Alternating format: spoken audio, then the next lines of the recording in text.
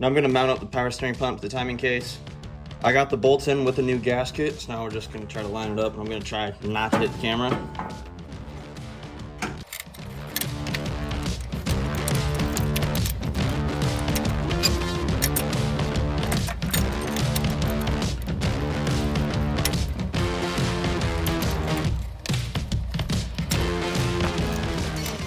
I just got the power steering pump installed. I moved the timing case around so I can get the P-pump in there. While I'm holding the P-pump in place, my girlfriend's threading on the nuts. I tried doing it by myself and I just couldn't do it, so she's helping me out.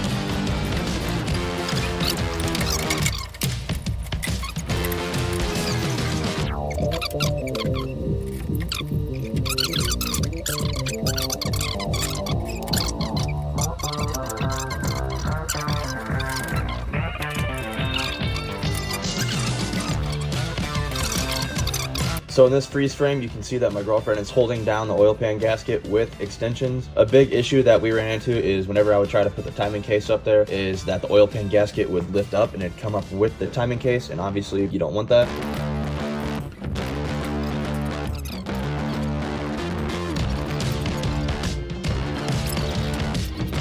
So if you guys were watching this, you've probably heard of the killer dowel pin, which is right here. That thing right there. And what it'll do is under the vibration, it'll walk itself out and it'll fall into your timing gears. A lot of people like Diesel Power Products and Power Driven Diesel. They all make KDP killer dowel pin kits, and it's like 10-15 bucks. But I made one with just a spare washer I had laying around. It'll focus. This is what mine looks like. I just grinded up a washer like this, and it fits perfect. And so that's what it looks like when it's in there. There, that's installed. It ain't gonna go anywhere. I went ahead and got these actual timing case bolts all tightened. What I'm gonna go ahead and do now is I'm gonna throw these two side bolts in and these bottom bolts for the oil pan. I've had the cam gear in the oven at 350 degrees for 3 hours, and I've been replacing this bag of ice every hour. That's been just sitting on the camshaft.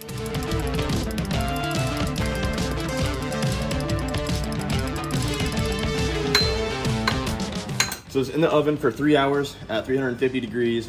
Taking it out of the oven, I use just these normal ranch hand gloves with welding gloves. I got both these at Harbor Freight. I think it was like 40 bucks total. Also, when you're doing this, you want to use a brass hammer, also Harbor Freight. I think this is like $6, so very inexpensive. You want to make sure you use a brass hammer. That way you damage the hammer, not the gear. So I'm gonna go ahead and clean all this up, and then we can put the pump gear back on. I put this linkage together, and it was pretty much impossible for me to get any footage of it that you could actually see what I'm doing with. So I put it all together, and I'm just gonna explain to you what I did. We have this silver piece. There's just 3 bolts, one here, one right there, and the other one's right there. So those 3 bolts hold this entire spring and throttle positioning sensor, along with this throttle linkage right here. And then there is this piece of linkage that goes from the back side right there, and that goes across all the way to this lever arm. And technically, you don't need any of this that I'm talking about right now. You don't need any of that. I was honestly debating about just running my actual throttle cable to that right there, because if you look, all you need to do is hook that up to your pedal and it'll go. That's really all you need. While we're down here, the spring I got from Ace Hardware, it was like $2. So yeah, I think it's a number 192 if I can remember, but don't quote me on it. Besides that, just this linkage and then this assembly. That's all I've done so far. Before we put the gear on, we gotta make sure that the pump is in top dead center, because the engine is also in top dead center. But to check that, we take out this plug right here. It's a 15/16. When we take it out, it's gonna look like this. We gotta pull this insert out, and you can see right there, it's forked. Right there is how we're gonna check top dead center. So I know it's kind of hard to see and the angle is not very good, but I got my phone in here the best I can. You can see that little tab That tab right there needs to be in the center. To lock the pump in place, this slides into that tab.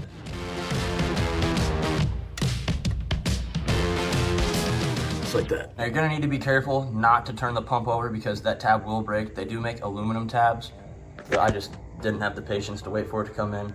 The aluminum tabs will help you because if you turn the pump over, it'll hold the pump in place. It won't break like this plastic one. Okay, now we can install our gear. And this shaft is tapered, so it only goes on one way. And make sure you clean the shaft and the gear off with brake cleaner or something, because the only way this gear is held on is with friction.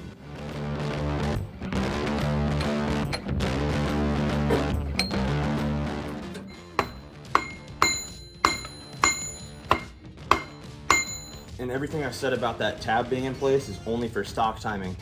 So eventually I'm gonna throw some timing at it, but right now I'm gonna keep the pump as stock as I can to get a good benchmark. So if that tab's in the center, that's stock timing. I pulled this off the crankcase. You can tell what your timing is by right here. It says 12.3 degrees, so that's what this is timed to. And it's also a 160 pump, as it says right there. B5.9 160. And I'm gonna throw the lock washer on. And then I think it's supposed to be torqued to 120 to 144 foot-pounds, something like that.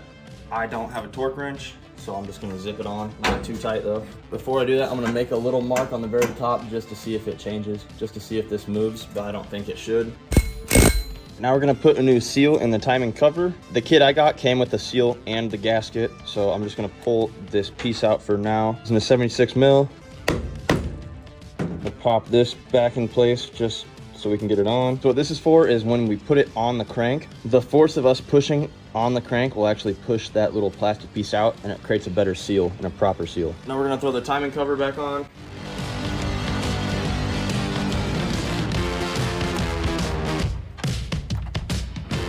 I'm gonna slide one bolt in for now, just to keep the gasket in place. Now the seal should just go right around the crank, hopefully. Perfect, that's exactly what it's supposed to do, just like that. This gasket isn't necessarily an exact fit. It's a little smaller than it needs to be. I'm gonna start putting everything together. So I'm gonna start with the oil fill, start towards the bottom. And then once you get here, you have to lift up on it a little bit and just swing it past. It should be good right there. Put that in the right place. I'm gonna throw this bolt in. All right, gonna throw the harmonic balancer on.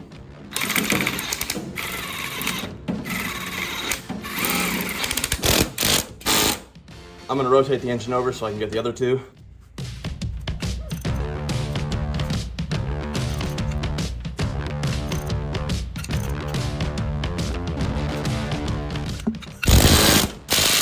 If you guys remember, I couldn't get the fan separated, so we're gonna have to do this all in one piece.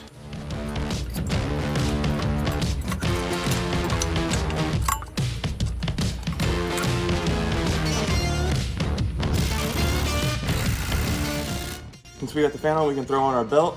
So if we start at the crank, it's really easy. It goes from the crank, follow it up to the tensioner, and it goes around the tensioner this way. Goes back down around your AC, and it goes straight up to your alternator. But we're not there yet, because we have to loosen the tensioner to get it on the alternator. And then once it would go up to the alternator, then it goes down to the water pump, then it goes underneath, and over top of the fan, and then straight down to the crank, and then back around the crank, and then back to the tensioner, and it's just a circle. You know, pretty obvious. Here's the diagram.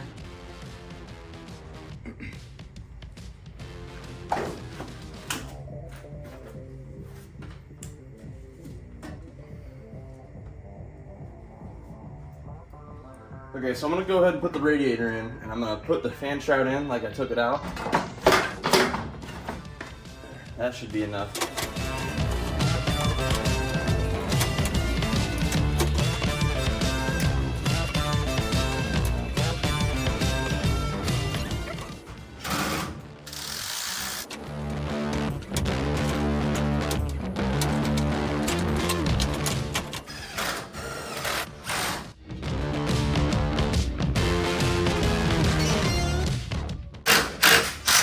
Okay, the radiator and fan shroud are in. Now it's time for the condenser.